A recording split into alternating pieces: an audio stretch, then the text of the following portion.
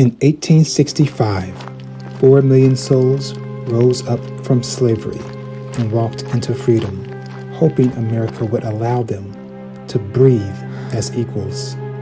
But by 1900, chains had locked them inside the bottom of a racial caste system. We must ask, who forged these chains?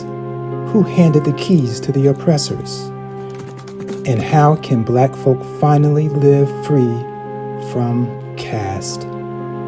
History answers these questions, and that's why I wrote Their Accomplices Wore Robes, how the Supreme Court chained Black America to the bottom of a racial caste system. No Negro has ever served on a petty jury in Talladega County because they are always struck from the trial jury Benara by the state's attorney. In March 1875, the Republican Party relinquished control of a chamber of Congress for the first time since a mortar shot scintillated the sky above Fort Sumter in April 1861. For 10 years after the Civil War's close in 1865, Republican legislators, over the complaints of a Democratic Party dedicated to black subjection, had converted the Constitution from slavery's mercenary into a gatekeeper for liberty. The constitutional trinity, the 13th, 14th, and 15th Amendments, birthed then, could have produced complete black freedom, but a new racial caste system formed instead.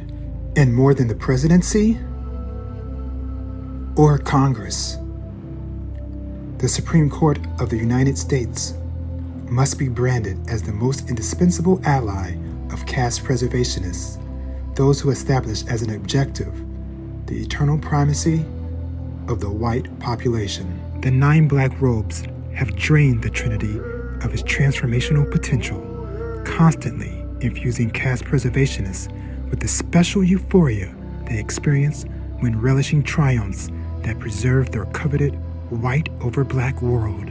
This has left caste abolitionists, those who establish as their primary objective the destruction of the racial caste system, sullen with unfinished business. Our sweeping historical journey will stalk the interplay between caste abolitionists, the black robes, and caste preservationists.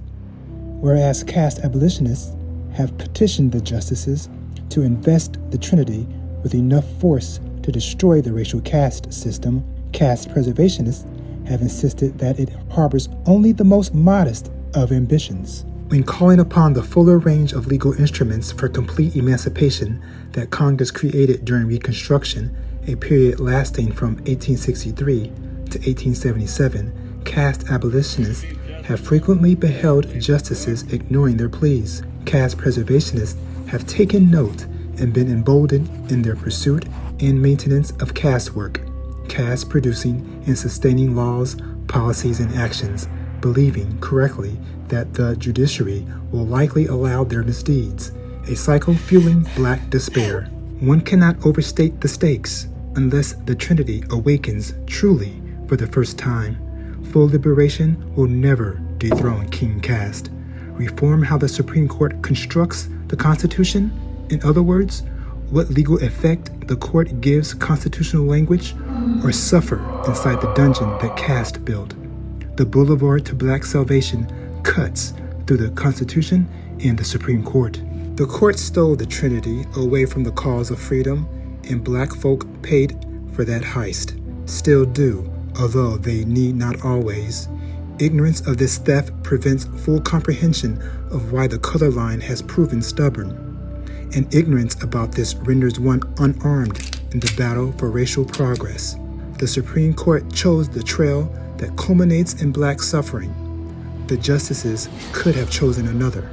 This book narrates how the court, for more than 150 years, aided and abetted caste preservationists, best positioned as the Constitution's final arbiter to tug the nation into compliance with its purported principles. The court instead helped a land betray its virtuous self-image, repeatedly petitioned by black folk with praying palms to make real the nation's founding conceit, the God-created equality of all.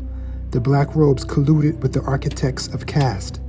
Discover how America reached this predicament and endeavor that includes directions for how the nation might enter glory.